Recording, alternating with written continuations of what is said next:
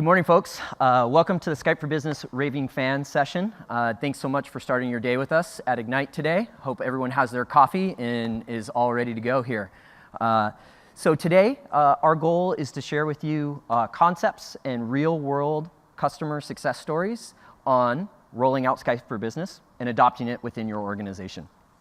Now, over the years, we've been doing this for a while, and we've landed on some special sauce. Some magic around how you can connect with your end users and get them onboarded to Skype for Business. And I use that term magic specifically because I really do believe that our product can transform the way that people work together. You know, that first time that a user connects with somebody across the globe with video automatically to get their job done instead of having to take a flight to go see them. When they can reach out and communicate with somebody immediately to get their job done. That's a magical experience. And when you can help an end user actualize that, to get them so excited about the product that they cannot live without it, is a really special experience. It's what we call internally an aha moment. When that end user realizes that, oh my gosh, I can't live without Skype for Business. I love it. I can't believe I did my job earlier without this. And I want to share that with others and build upon that. That's what we're here to talk about today, and that's what our team focuses on. So my name is Mike Hollinshead. I'm the program manager lead for the customer engagement and adoption team within Skype for Business. And our goal is to provide you all with the tools and resources needed to successfully adopt Skype for Business within your organization. And one of the coolest things about my job is that I get to work with customers almost every day. We get to collaborate together. I get to see how they take the base materials that we take and convert them to their culture, to their needs to be successful. And so we're looking forward to sharing some of that today with you. So today's presentation is really going to be focused on the end user journey. When they enter the workplace, they may have never used Skype for Business before, and how you all can leverage some of the tools and approaches that we've seen successful and turn those folks into those raving fans that we talked about. One of the things that we've done as well is we're listening to your feedback. And we've heard in the past that you really want real scenarios. What have we done with our customers that have been proven successful? So you'll see that woven into today's presentation, and we specifically spend time on that, so you get some of that, as well as ending the presentation with Air Canada's IT Solutions Manager, Graham Bent, who's here to join us. And he'll be talking through their rollout of Skype for Business, and we'll spend some time deconstructing that so you can dig your teeth into some real-world examples and even further.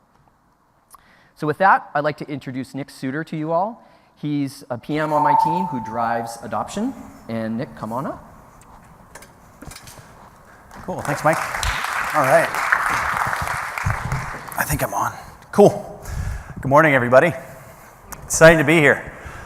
We get to share with you guys what we do, and that's exciting because we love what we do. Like Mike talked about, we love to talk to people, real people. We like to talk to users and discover new and exciting ways to use our product. So for the next, 60 minutes or so, I want to be your guide on this journey into the world of adoption, right? We think of adoption a little bit differently on our team. I hope that comes through in the presentation that we have today. And again, today is all about creating that raving fan within the organization, somebody who just can't live without the product. So we kind of start at the beginning, right? I think most of us have been here before. We sit with our users. Sometimes we don't even talk face to face. We'll send an email, and we'll talk to them about the product that we are about to roll out. We'll talk to them about Skype for Business. We explain to them why we think it's important. We explain to them the features that we really like. We explain to them why the organization has invested in this. Have we taken the next step to just, if you're talking face-to-face or if you send an email, have you ever actually gone out and looked at your users as you're giving them this talk? Have we looked at their face? Is this what they look like? Are they this excited to actually get this product? Right? See, the one thing we don't really think of, and the one thing that we've noticed throughout the years, is that the conversation is very skewed in one direction. We talk about us. We talk about why we like the product and why we feel the product is great and what we think the user is going to get out of the product. It's hard for a user to understand and to really get behind a product when they don't see how it helps them and how it benefits them. And we want to change that dynamic, right? We want to look at users who are excited for the product, come in and use the product every day, who evangelize our product. You know, we want people to come in, use Skype for Business, and they have that emotional experience. And they're like, I got it. That's awesome. This thing helps me do my job, and it's easy to use, and I can do so much more with it. We think about it in terms of just, you know, the pure excitement in this whole concept of a raving fan. You know, there's few things in life like that last day of school. You know, if you can think back, that last day of school and the promise of summer and being let out and go and see your friends and just enjoying time and not having to do homework or school or anything. As adults, we don't get that feeling very often, but Skype for Business can actually give you that feeling back, right? Imagine you've worked for months on a deal with a client who you've never actually visited. You just have phone conversations. You've seen them over video, but you've never shook their hand. You've never taken them out for drinks. But Skype for Business connects you. Maybe they're all the way across the country. Maybe they're in a different country. And we connect you to that person so you can close that deal. Now, we don't necessarily expect you to jump up on the table like this guy and start dancing. Awesome if you do, but be careful. But we want you to have that experience, and we want your users to have that experience so they can start to change the culture within your organization, and they can be the change agents and not us. A lot of times users don't even listen to us, but they'll listen to other users. So we talk about this concept of a raving fan, and becoming a raving fan is really about adoption, right? So let's take a step back and let's look at adoption for a little bit. I'll give you an example. Text messaging. I'm very guilty of this. 5 years ago, I didn't text message anyone. Can you guys remember a time when text messaging to you was just a new kind of frill, kind of feature? Didn't really use it, right? But over the years, text messaging has become a primary means of communication for people. Dinner tables look like this, right? People rarely even talk to each other anymore. You'd rather send a text message. Do you find yourself texting at the table at dinner, just finishing up something for work, finishing up a conversation with a colleague or a friend? You might even be texting your wife who's sitting right next to you. I actually have a friend who did that. Didn't end well. So let's talk a little bit about like what adoption is, right? We see adoption at Microsoft when we think of Skype for Business as the deep, habitual use, deep utilization, daily usage of Skype for Business, right? The daily, habitual use and deep utilization of Skype for Business. And now we have this 70%, right? So if we see this as this daily usage, 70%'s got to be something good, right? And if anybody knows what comes after this, you're much smarter than I, because I just learned this a couple months ago, right? So 70%, big number. That is literally the change initiative failure rate. So think about that. 70% of change initiatives within organizations fail to accomplish their goals. 70%. In this room, 70% of us will have a change initiative around Skype for Business, and it won't work. So when we think about adoption, I think we need to change the narrative just a little bit, right? Adoption is not an afterthought. With a 70% failure rate, it can't be. Adoption is something that has to be foundational. When you're thinking through your technical deployment, we have to think about adoption and how users are going to use this once we launch the product. When you're building that foundation, right, What are the walls going to look like that we put on top of that? What's the flooring going to look like? What's the usage going to look like inside of our house, right? We need to think through these things prior to even launching the product. It's very important. And if we think this way, we're going to see more adoption. So, Mike has talked, we've done this for years. We've seen a lot of customers try to roll out Skype for Business. And one thing that we've seen is that your rollout and your strategy directly affects the rate of change within your organization. So if you look at the conventional rollout and the way we usually look at rolling out products, there's this huge focus on the technical aspects, and rightly so. You want to make sure that you have your IP addresses configured, that you have your ports open, that you have your tenant configured correctly. You want to do that.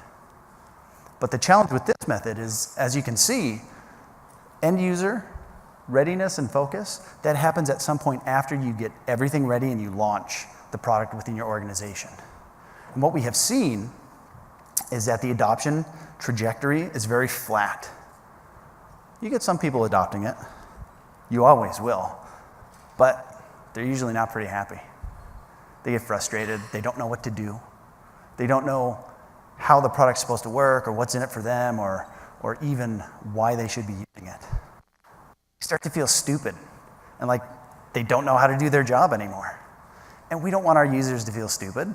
That's not why we're giving them these tools. We're giving them these tools so they can be more productive, so they can be the best version of themselves at work. So we've learned a couple things. We've come up with this ideal approach for deploying Skype for Business. And again, it absolutely starts out with that technical readiness. You have to get that piece down. You want to make sure that you have your ports open and your tenant correctly configured. But the change here is, in parallel, we start thinking about our end users. We start thinking about readiness and training and that narrative that we're going to tell our users. We want them along on this journey with us. We want to stop dictating to them what they're going to use and partner with them and invite them into, hey, let's use this together. And when you do this, we see a change in that adoption curve. Right? We see it actually goes up.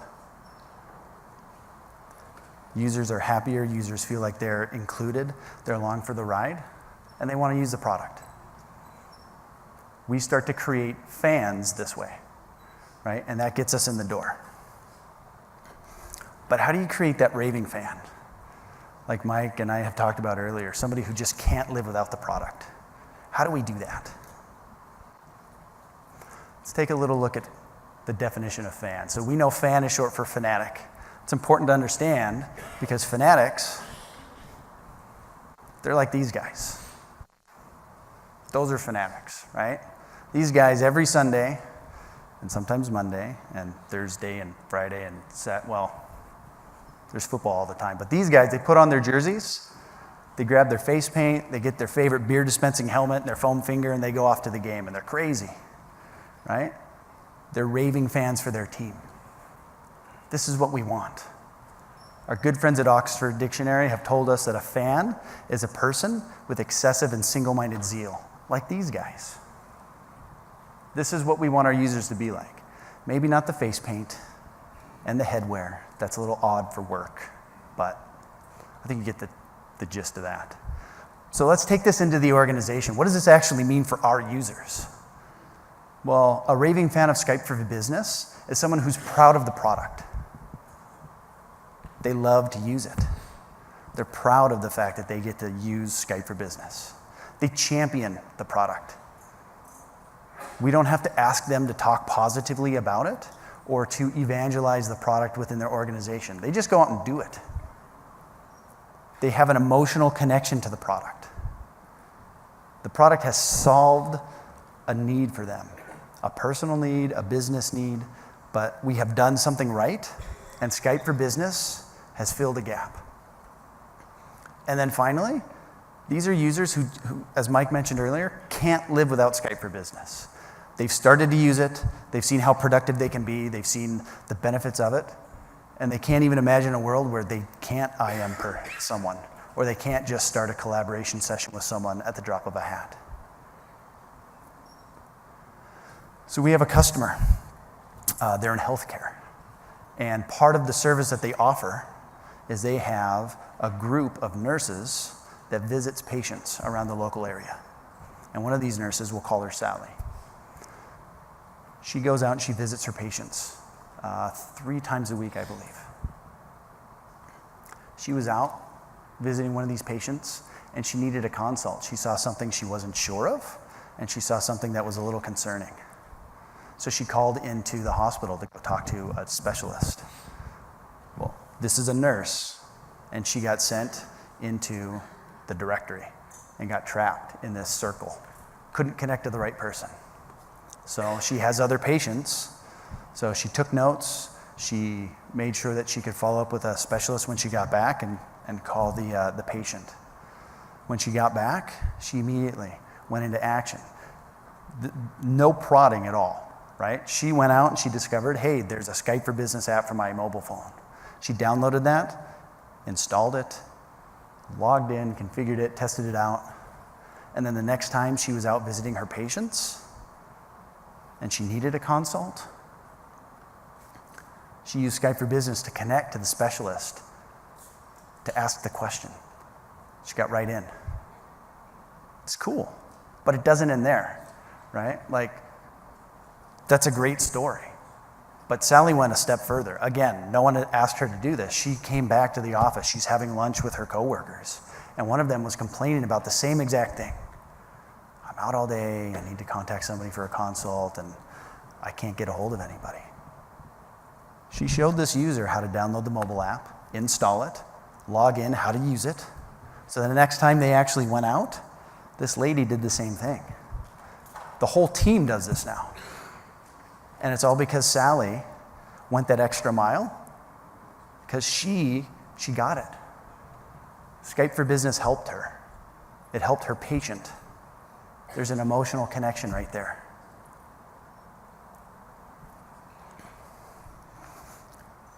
What was in it for her, right? What did Sally get out of this? I mean, surely there had to be some sort of reward for Sally. I mean, who actually talks about the products and the tools that they use at work? We think about the what's in it for me, and it's not a bad thing. Our users want to know what's in it for them. Why should I use this? Why is this going to make me more productive? And we should absolutely answer those questions. But because Sally took the time to sit down and understand the technology, she was able to make faster decisions. She was able to connect to people. She had confidence in the product. She has increased her skill. She understands the product in a whole different way now. She knows more scenarios all on her own because she's walked through them. And then, in a way, she's more valuable to the company. She's an innovator. Again, on her own, she did this. She's a thought leader within her little group. People actively seek her for ideas and thoughts and knowledge, because she's seen as someone who just understands the product and gets it and knows how to apply that to patients, to everyday life. Sally's a fan. This is the raving fan that we talk about. Sally is a champion for Skype for Business. She's emotionally connected to Skype for Business. And this is what we want to facilitate in our organizations. This is the type of users we want to connect to, right? Raving fans. I'll keep saying it over and over. So how do we do that, right? Let's start talking about how we actually create these fans. What does this look like? Now think back. Let's go all the way back to your first day. Do you guys remember your first day on the job? You're brand new tools, new people, new organizations, new personalities. I remember my first day at Microsoft. I didn't even know where the lunchroom was. It's a big campus. I had to find my way around, right? I felt like this. Like I had jumped out of the plane and the dude I was jumping with just let go. See ya. We don't want our users to feel this way. And a lot of the time, this is how they feel. When we roll out products and we don't think of the users, we don't blend the technology and the end user journey, they feel like this.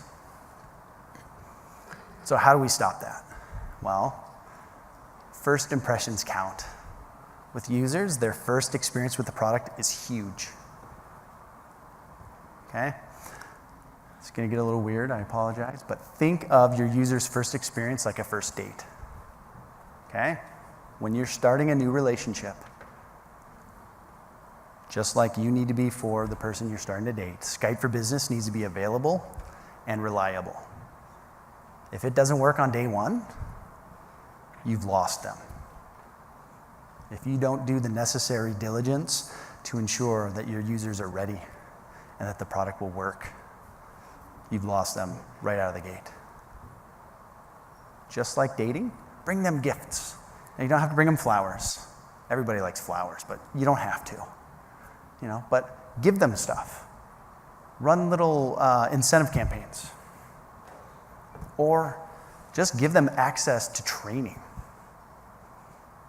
Give them access to resources to enable them to understand the product more. See, our job, and I truly believe this, our job is to help users be their best self and to do their best work. And that's why we roll out these tools. Yeah, there's an organizational directive to do so, but we want them to be their best at work. So, one last one before I start charging people for couples counseling, I apologize. The last thing, and it's really important, is be supportive. They've just jumped out of an airplane. They may not even have wanted to. Be supportive. Be there for your users. Answer questions. Make sure you have the right infrastructure set up to address concerns. Don't dismiss users when they're like, I don't know how to IM someone. It's a real challenge. It can be for someone who's never done it before. Skype for Business can be a scary experience for a user at first. It's a different way to communicate, and we need to remember that and help them out. So, how do we do that? I said a little earlier, let's give them access to stuff, right? So we have a Skype for Business adoption portal. It's a template. We make this available for you to download and deploy internally. Give them this portal. This portal is their one-stop shop for everything Skype for Business related. Customize it. That's what we want you to do. It's a template. We've added a couple cool things to it, but it's by no means exhaustive. Use this. Right out of the gate, we give access to video trainings and quick start guides. Make this your knowledge base. Point your users to this. So day one, they can go and they can see this and have that good first experience.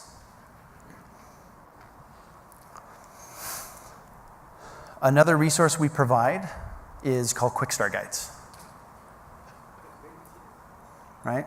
So quick start guides, we used to ship, well, we did quick start guides and we started shipping things called job aids, and we're standardizing back on the quick start guides. Right? These are powerful. Print these out and put these on user workstations. Have the user, day one when they come in, this is waiting for them at their desk. This one is specific to IM, right? And it's cool. When your user shows up for the first day and they log in and they get up and running and you say, hey, go contact Bob from accounting and ask him XYZ.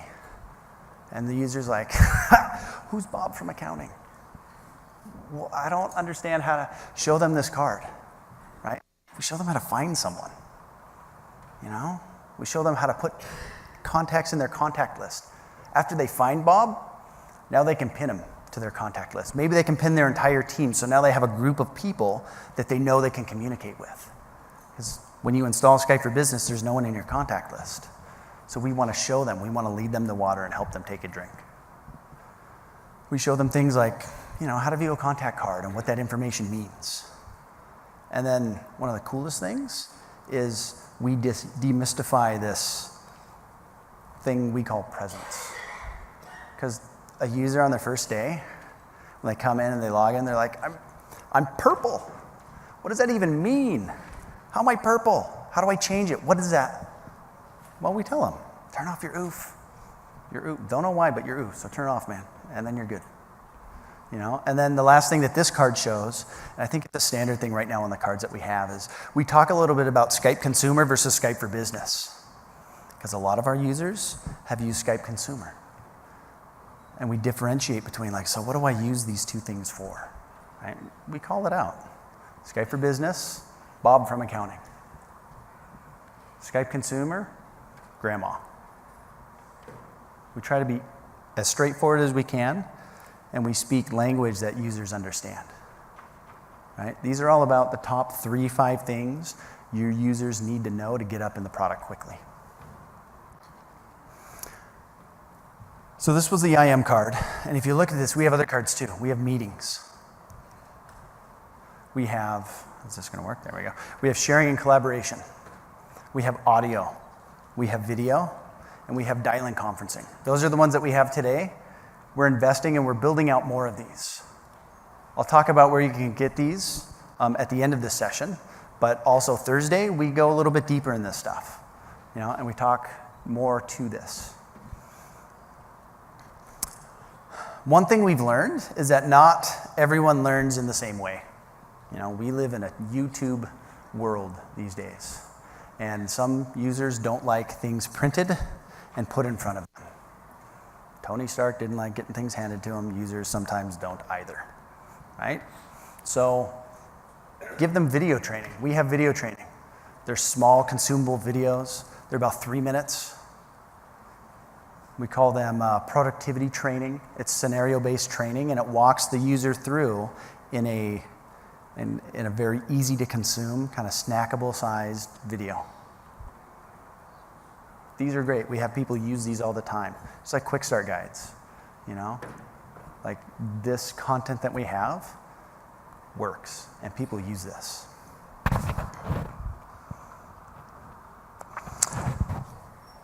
I heard about this from one of our other customers. So they did something called a device bar. So keep in mind that with Skype for Business, we're replacing someone's phone, the device that they've used for like 30 years. It's been an industry standard for as long as I can remember.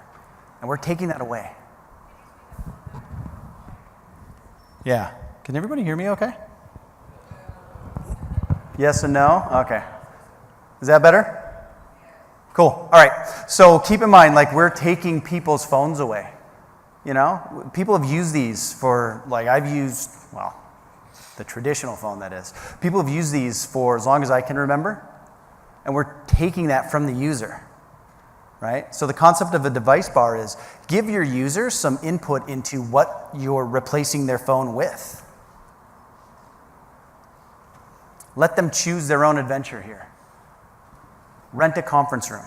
Bring in a bunch of devices. I have heard, and you'll have to confirm this with different vendors, but I've heard that vendors like to participate in this, and they will actually bring in devices. And they will help you facilitate a device bar. You set up a bunch of laptops with Skype for Business or desktops with Skype for Business, and you plug in these devices and you let your users make calls and test these out. And then they can pick which one that they like. Because users have different preferences. Users think about devices a little bit differently than we do. Users actually worry about their hair with devices, right?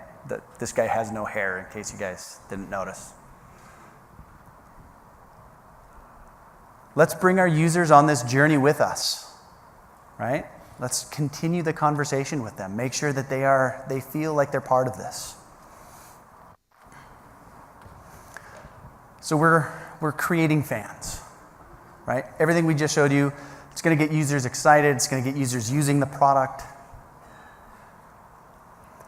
Skype for Business will start to become second nature for them, right?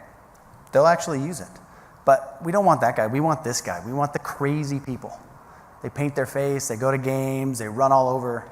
They're raving fans. That's what we want to create with Skype for Business.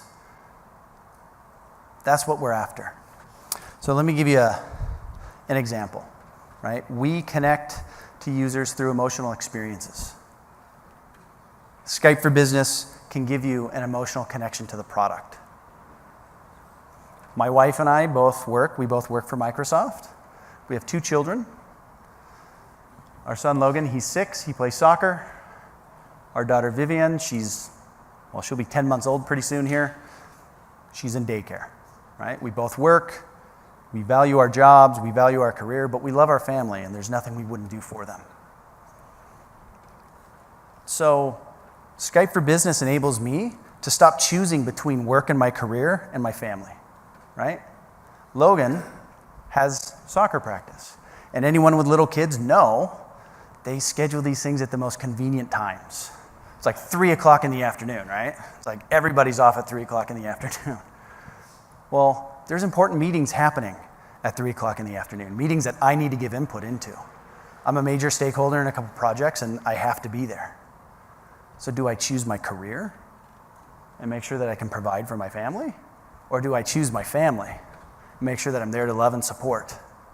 What do I do? Well, with Skype for Business, I don't have to choose. I can do both. I have the mobile app. I join my meetings remotely. I can do it with voice. I can do the full collaboration experience. This is something we give to users today.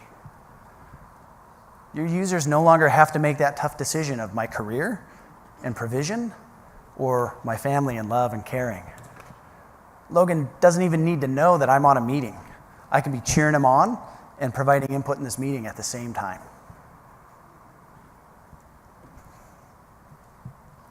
And to do this, we call this out through something we call the productivity library.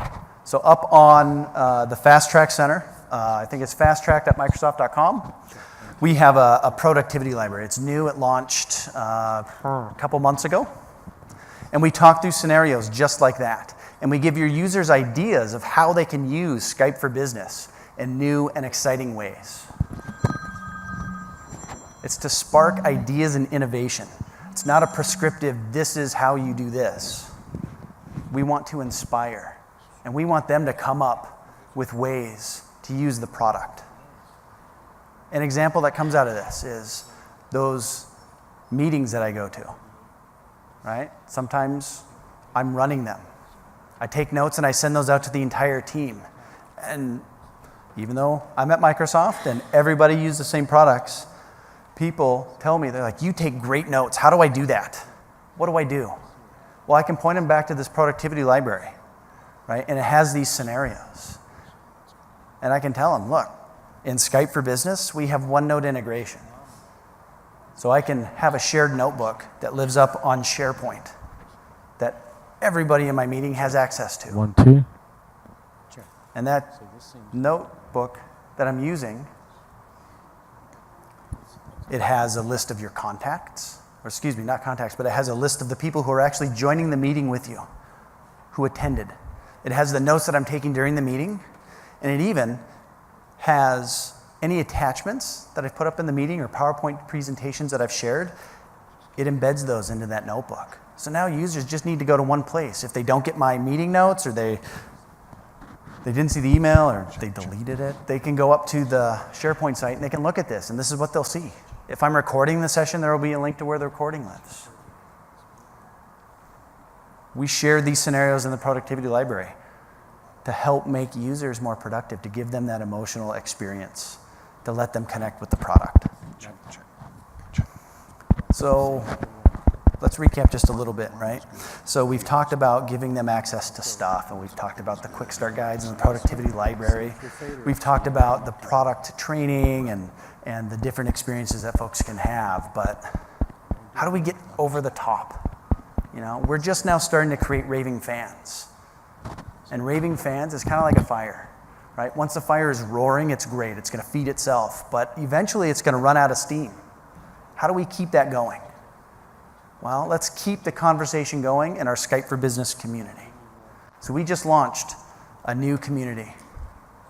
There's several of these. There's user communities. There's IT pro communities.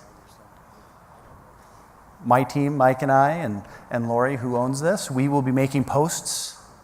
We'll be talking about adoption. We'll be talking about different ways and resources that we have built for users to use. You know, go up, investigate, have your users sign up, connect with us. You know, let the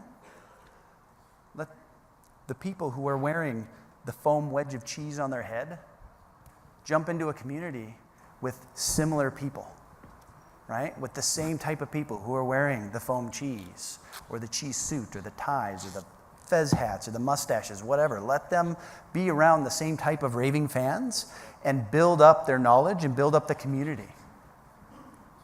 It's a great resource for users. It's a great resource for us as IT professionals. So join this. It's easy to join. You go sign up. Mike, myself, Lori, we're in this. We have other folks from Microsoft and the product group all around. They're in this as well, posting. We're listening. We're interacting. So make sure you sign up.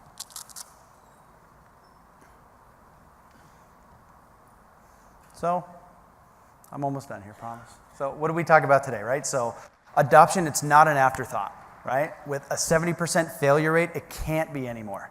We have to plan for adoption just as we plan for our deployments and our technical readiness. We need to know and understand our users. We need to know what motivates them. We need to understand how they learn, and we need to help facilitate that. We want to make them raving fans. We just walked through a journey. Let's give them access to resources that are going to stoke that fire, that are going to make them raving fans and get them to start evangelize. Let them do our job of evangelizing so we can go do other stuff, deploy other products. And then we want to safeguard their journey, right? We don't just want to deploy this and let users go off and be on their way. We want to make sure they have a good experience and they continue to learn and they use the product. It's not enough to just deploy the product. We want people to use it and to understand it. So here's some adoption resources we have. The very first link we call out, or well, it's actually not. I didn't upload my updated slide.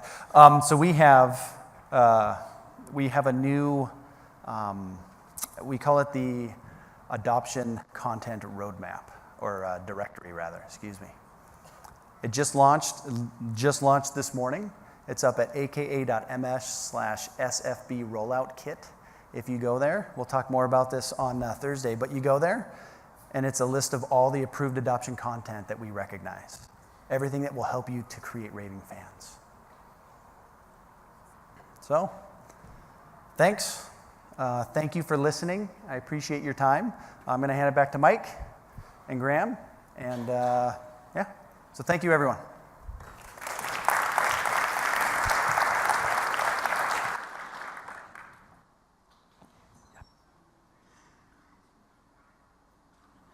All right, thanks a bunch. Is this on? Yeah, good. All right, thanks a bunch, Nick. We're going to spend a little bit of time now with Graham Bent, like I mentioned before, and while Graham's getting mic'd up, one quick delineation on sessions. I'm not sure if I mentioned this or not. So on Thursday at 10:45 a.m., we have a Skype for Business Revolutionize Adoption session, and that's where we'll go deeper into the specific framework and the resource materials that we're referencing today. We wanted to spend time up front, though, and talk about the end user journey first. So please, if you can, join us on Thursday as well. You'll get a bunch more details about the content directory that Nick mentioned, as well as all these resources that we mentioned here. So, Graham, welcome to the stage. Hi, everyone. Testing, testing. Everyone hears me okay? We loud enough? I think so. Loud cool. enough I'm not deafening anyone? So hi, yeah, my name is Graham Bent. I work at Air Canada. I'm an IT Innovation Solutions Manager there. And I kind of wanted to take everyone through what we've been building together because it's pretty exciting. Cool. You want to start from the beginning? Yeah, sure. So just to kind of get everyone in the shoes of where we were, just not so long ago, Air Canada didn't really have an official instant messaging solution, right? And that led to a few problems for us. And not just lacking the ability to chat with each other, we also lacked something as basic as a presence system. And it's something we don't really think about too often, right? A presence system. But being able to see at a glance whether someone's online, away, busy, in a meeting, it kind of helps dictate the way we're going to communicate with that person, right? And when you don't have it, you kind of rely on what we found, at least in our company, email, right? So it leads to a real over-reliance and overabundance of email. I don't know if everyone here has ever gotten an email with just a subject line, nothing in the body, right? So, I mean, that could have been a text or an instant messaging solution, right? So we found we're getting a lot of emails. In addition, another problem was that you kind of run the risk of employees going off and, starting to use their own third-party instant messaging solutions amongst their own teams. So you have maybe one team using Google Hangouts or something similar, and then maybe another team using Skype Consumer to chat amongst each other. And of course, they can't chat across, right? And in a similar vein, our meeting solutions were kind of all over the place as well. So especially as more and more free solutions came online, you have a similar problem with maybe the maintenance department using Join.me and call center department using GoToMeeting, something like that. So we didn't have a cohesive instant messaging or solution really. So then along comes Link. Link was the predecessor to Skype for Business, of course. And we started to adopt Link during the Office 2010 lifecycle. And our team thought, this is great. This is an awesome solution. It's integrated in Office, presence system, all that good stuff, meetings. This is perfect, right? And so we went around the business, our different business units, and kind of gave some workshops. And just explain what it is, how to use it, and get your users using it, right? And that created circles of growth, but it never really translated to anything company-wide, right? We kind of hoped it would sort of gain popularity and take on a life of its own, but it kind of turns out even if you install the product on someone's computer, if they don't know what it does, they're not going to click on it, right? You're not alone, though. You fell into that 70% bucket, right? So, that was about the time when we started getting together, right? Yep. A couple months ago and started, a couple months, maybe a little bit longer than that now, and started geeking out on adoption and your rollout. So tell us a little bit more about how that came to life. So of course, Link 2010 turned to 2013, turned to Skype for Business. We didn't really see the growth, and that's when Microsoft did approach us with the Skype for Business Hero program idea. And right away, our team was a big fan of it, right? This Hero program, for those who don't know, is this collection of tools and ideas to help people or help a company gain adoption to the Skype for Business program in a way that makes employees want to use it, right? Or encourages them and recognizes them for doing so. And that really aligned with our team's philosophies, right? We want to delight our users, right? Again, we want them to want to use it and be recognized for doing so and really just have fun with it, right? Yeah. So I'm going to jump right in, kind of some of the tools and ideas that Microsoft came to us. And the first one is actually my favorite, the gamification system, right?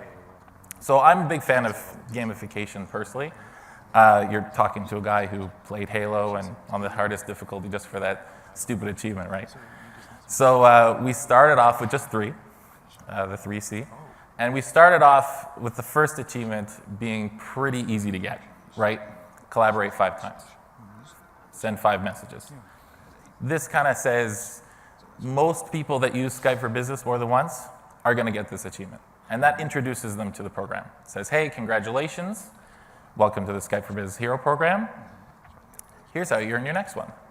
And the second achievement with the performing 4 unique activities kind of encourages the employee to explore the different options that Skype offers, right? So they don't just stick to the instant messaging. They actually learn, hey, this is a pretty cool program that's capable of doing a lot more. And then the third, which we made sort of difficult at first, is kind of rewards them with what we're calling Shine Points. So Shine Points is a collaboration between Air Canada and the Achievers program. And it's points that can be gathered and redeemed for a whole catalog of items that employees can get for themselves, right? So the third one, we actually reward them with Shine Points. So it kind of gives them a real world oomph, so to speak. So the next idea that the Skype for Business Hero program kind of brought forward is the idea of ambassadorship. So right off the bat with Link, we had a lot of employees kind of come to us. They were already fans of the product, saying, how do I get my colleagues online, right? I'm the only one online and I want them all to use this product. I even had a director come to me and said, I want my team on Skype. What kind of documentation do you have? How do I get them on?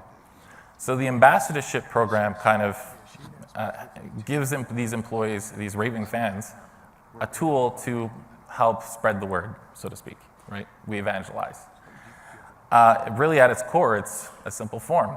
So the ambassador fills out the names of the employees that their fellow colleagues that they want to onboard. And it sends them a message saying, hey, so-and-so, this ambassador, thinks that you'd find Skype for Business helpful, right? Here's what it can do, here's where to get started, adoption portal, and earn some achievements while you go.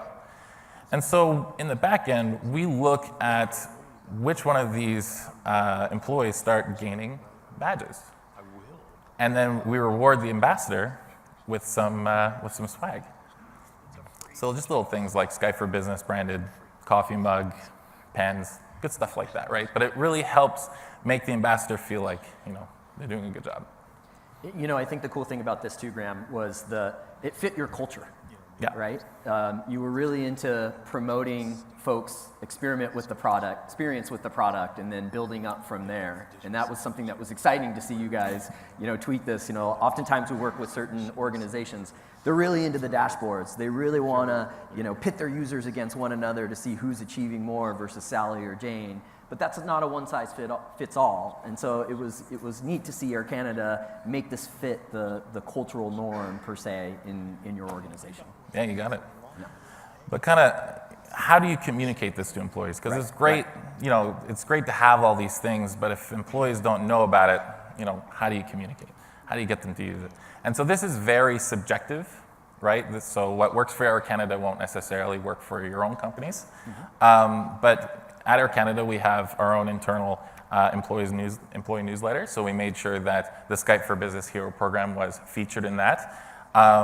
We also make routine Yammer announcements every time someone earns a third level badge, right? We kind of say, hey, congratulations to so-and-so for earning the third level. They get some shine points for that. Are you interested in joining the program yourself? Here's a hyperlink to our adoption portal. One thing that, and feel free to disagree with me, but one thing that we decided against is lots of email blasts. Our team kind of felt that with lots of different emails being sent like every few days, you're kind of overloading and you're kind of making it seem like you're forcing them to use it, at least in our opinion. So we saved the email blast for major changes to the product or major updates to the product. So for example, Microsoft recently updated the Exchange Online portal to have a Skype for Business icon. We sent an email blast saying, hey, there's this new feature. Here's how you use it. Don't be afraid to click on it, right? Yeah, very cool. And I loved how you leveraged the rest of the suite as well with Yammer, right? Yeah. So that's awesome. So of course, the adoption portal for Air Canada, we created in a SharePoint Online site. And just to reiterate what Nick was saying about it, we had our how-to guides there, lots of Office 365 videos to accompany these how-to guides, a feedback section so employees could let us know what's working for them and what could use some work on the site. Of course, the information on the badges system and the ambassadorship form was there as well. And in addition, the hyperlinks to the smartphone apps were there as well. So we were definitely pushing the app. If I could give one piece of advice for the SharePoint Online site, as Nick was saying, actually keep it short. So if you have a how-to guide on how to start a Skype for Business meeting, keep it short. This is how you do it. This is how you get started. And at the bottom, maybe say something like, hey, now that you know how to start a meeting, here's how you share your screen, right? And it takes them to the next short but sweet instructions, right? And then we tried to keep a video along with every section as well that Microsoft has on both YouTube and, in our case, Office 365 video. Cool. So one particular page that I highly encourage everyone to have on that SharePoint Online adoption portal is a troubleshooting page, because in my experience at least, no matter how perfect you think a rollout is going, your users are going to run into problems, right? So in our case, we kept this troubleshooting page favorited, ready to copy and paste to any user that had a problem. And in this case, we actually had 4 fixes that we'd ask users to try one at a time. Simple, right? And it solves almost every Skype for Business issue that an employee could run into. So that way, if they do run into an issue, they don't just give up and go like, oh, this program's garbage, right? Right. And so importantly, after going through the troubleshooting steps, this is within the adoption portal. So after they get it working, they're right in they're right there with all the resources to get started. Excellent. Yeah. So one major challenge that Air Canada ran into when, even during Link, when we were creating this adoption portal, saying like, you know, how do you make Skype for Business relevant for so many diverse roles, right? The amount of features that Skype for Business has almost can work against it if you're promoting the wrong content. So if, let's say a flight attendant finds out that this is a great meeting tool, well, you know, they don't go to meetings every day, right? That's not a day-to-day activity for them. So they may dismiss the product. So how do you present the content in a way that's meaningful to the employee? And so we kind of, to start with tackling this issue, we made the SharePoint Online site kind of generic. And that was ran into a couple of problems with that. One, it's just not very much fun to look at a generic page.